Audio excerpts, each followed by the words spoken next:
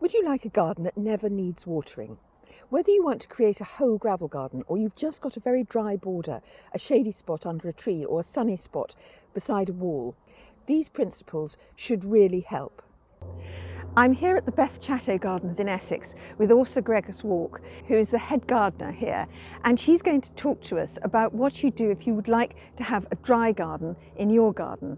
It's Alexandra here from the Middle Sized Garden YouTube channel and blog.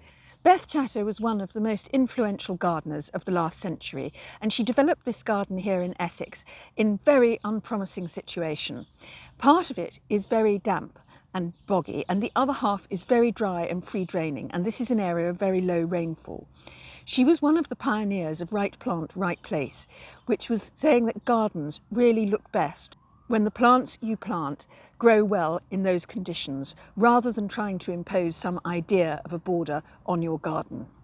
Her love of growing plants has also now developed into a nursery which sells both online and here in the gardens, and there are many plants for difficult situations. I'm Asa Gregers-Warg and I'm the head gardener here at Beth Chatto Gardens. So this was really started as an experiment in 1991-92. This used to be the old car park, and it was just a piece of land where the native weeds would curl up and die come July, so very dry. If you look at the soil here, it's about 5-6 meters of sandy gravel. We've got a lot of gravel pits in the area, and then underneath that you'll find some clay. So it's a very, very poor, very free draining soil. So what do we need to know if we're going to do a dry garden in our own garden? I think quite often we get asked by somebody, with a heavy clay soil, saying that they would love to have a gravel garden, and we would never recommend that. But if you've got a really poor free draining soil, what we tend to do is we improve it a little bit just to give the plants a good start. So we did incorporate some organic matter, some compost. But the key is not making the soil too rich, because then you get a lot of lush growth. But we don't actually plant straight into the gravel, because the plants have been grown on the nursery, they've been watered, they've been fed. So when we redo an area in this part of the garden, we strip out that part of the bed, improve the soil a little bit, and then we tend to replant either in spring when there's moisture in the ground, or early autumn. Well, we have found that it's much better to actually clear an area. So in your own garden you might not have more than 1 or 2 square meters, but rather than just digging one individual hole in this poor soil and putting some organic matter and improving the soil, if you do that, the roots tend to just stay in that little pocket. So it's much better to prepare a slightly larger area of soil and plant into that. So this garden obviously was planted in 92, spring 92. And it's getting to a stage where it needs rejuvenating. So each year we decide on one part of the borders and we do that. So how do you prepare the soil for plants in a dry garden? So we scrape away all the gravel, because we don't want to make the soil any poorer than it already is. So we don't want to sort of incorporate that into the soil we're preparing. And then we lift all the plants. Obviously, if there's a big tree or shrub, that will have to stay. We'll have to work our way around it. And then we add organic matter, dig it in, mix it really well with the existing soil, and then we plant into that. Garden compost. I know when Beth started this part of the garden, or created the gravel garden, she did use manure. We don't do that today, because it's harder to get hold of. Most farmers don't keep piles of manure anymore. And also we don't really want to make the soil too rich. So we just find that sort of finding the sweet spot. What do you need to look for? If you've got a very dry garden, what sort of plants do you need to look for in order to not have to do too much watering? Well, all the plants you can see here are chosen because they're drought tolerant. So you really need to read up on your plants. They don't necessarily come from one part of the world. They're not all Mediterranean plants. We got plants from South Africa, we got South American plants, but they all have in common that they cope really well with dry conditions. So you'll find a lot of small-leaved plants, silvery foliage, succulent foliage, all different ways that they can cope with these dry conditions. You can find a list of plants for dry gardens on the Beth Chatto website, and I'll put that link in the description below. Some grasses like Stipa gigantea, Stipa tenuissima, they're really key plants in this part of the garden. We've got Ampelodesmos, we got, what else have we got? Anamanthele, Lessoniana, which is really good for dry shade. I think when you start, as I said, improve the soil a little bit, plant younger, smaller plants. It's much harder to establish something big, then you'll have to water a lot. So our policy in the gravel garden is never to irrigate apart from a new plant. It really started as an experiment. Beth wanted to show people that even though you don't irrigate, you can have a really beautiful garden all year round.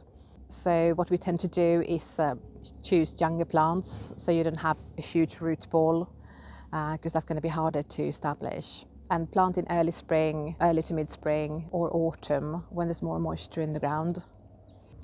When it comes to new planting, we always soak the plants in a big bucket or tub of water.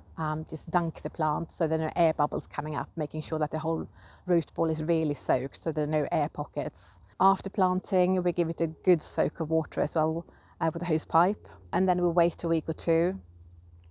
Sometimes we have to water again. Most of the time we never water more than twice. But obviously if it's a slightly larger shrub, we'll have to keep an eye on it throughout the first season. But it's very, very rare that we have to go back more than a couple of times to water something. When it comes to arranging plants in a dry garden, Asa told me that Beth used the principles of Ikebana. Ikebana, as you may know from flower arranging, is based on asymmetrical triangles, and there are 3 points: heaven, earth and humanity. In planting terms, each of these asymmetrical triangles will have a tall plant, which is reaching up to heaven, and a ground cover plant, which stands for earth, and then a plant in between, which is humanity. And when you look at this border, you may not realise it because it does look very natural, but this is actually planted in a series of asymmetrical triangles with these 3 points: heaven, earth and humanity. The other principle that Beth uses, Asa told me, was that of negative space. This isn't a packed herbaceous border full of beautiful plants, and there's a lovely video on how to do that, which I'll put in the description below. This is a border where there's a space around individual plants or groups of plants, so you can really appreciate their shape and their structure. This kind of planting doesn't rely on colour. And also says that Beth would encourage you to think in black and white, because planting like this should look and have the same impact if you were to take it as a black and white photograph as it would if you were to take a colour photograph. So once the plants are planted and in position, you then add the gravel mulch on top. Any mulch will help to stop the water evaporating or the moisture evaporating. And the reason that we have a mulch is both from an aesthetic point of view, it kind of makes the path, which is the same size gravel, ebb and flow. But it also helps lock in the moisture. The reason that we use gravel here is really from aesthetic reasons. In the back of the border, which you can't see, we use straw, because it's cheaper and it does tend to suppress the weeds much better as well. People often ask me if this is a low maintenance garden, and it's quite the opposite. It's the part of the garden where we spend most time actually weeding. Under the gravel is just a perfect germination ground. It's nice and moist and warm. So every single little seed that falls down will germinate. And because we don't want to mix the gravel into the soil, it's a lot of fiddly hand weeding. So I think if you want a low maintenance gravel garden, I would suggest using ground covers, knitting together. You could use thyme, Stachys byzantina, lots of little low ground covers, because if you have lots of gravel, you will get lots of self-seedlings.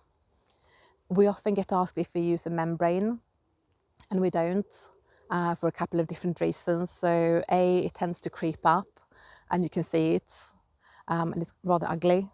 But also the type of plants that we have are mainly perennial, so they want to spread. So if you've got a membrane and you cut across in it, you can plant a shrub and that's fine, or a tree. But with the herbaceous perennials, they obviously spread underground, so it doesn't really work. And although I said, it's an issue sometimes with self-seeding plants, we also want annual poppies and nigella and eschscholtzias to self-seed. A lot of the the work here is what we call editing. So just deciding what stays, what comes out, trying to sort of imagine the picture in a year's time. When it comes to slugs and snails, that's probably the most asked question we get. You know, how do you keep your slugs away from your hostas? And to be honest, there's no secret trick. I think we're very lucky to be in one of the driest parts of the country. We have an average rainfall of about 20 inches of rain each year, so that certainly helps. We've actually stopped using slug pellets. We used to use wildlife-friendly slug pellets, but the last 2 years we haven't used any at all.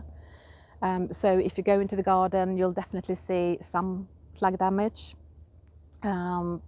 The bigger and coarser leaves don't seem to be as tasty and popular with the slugs and snails.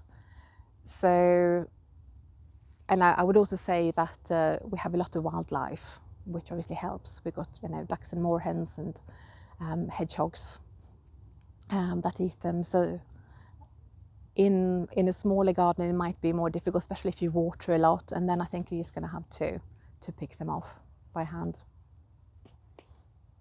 I think the gravel garden is probably what Beth is most known for. I think some people think that the whole garden is just a gravel garden, and it's not. You asked me if it's the most popular part of the garden. I think the water garden is equally popular actually. It's just a very lovely contrast. They're so close to each other. It's only, you know, a few meters away, and then you come down into this lush green tranquil space, whereas up here it's quite hot on a sunny day, and when you walk on the gravel it's quite noisy, so it's just a different atmosphere. And if you'd like more tips, ideas and inspiration for your garden, then do subscribe to the Middle Sized Garden YouTube channel, and thank you for watching. Goodbye.